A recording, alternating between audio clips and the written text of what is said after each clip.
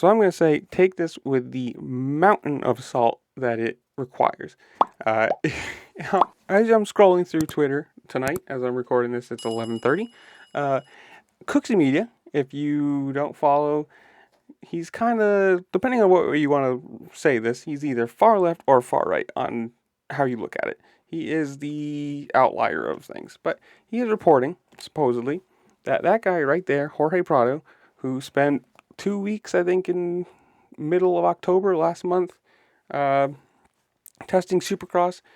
Cooksy is reporting, again, I'm saying, I'm watching this from him because who knows, that it is confirmed that guy, Prado, is going to be racing the first 3 rounds of Supercross on the TLD Gas 450 ride.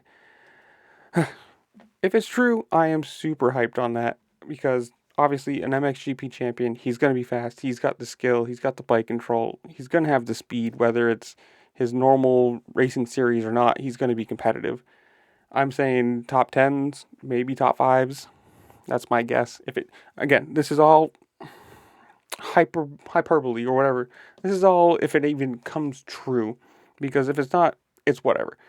I don't know why he would come over and test and then just say maybe next year, but it could be true. It could be not. It could be all in the air, whatever.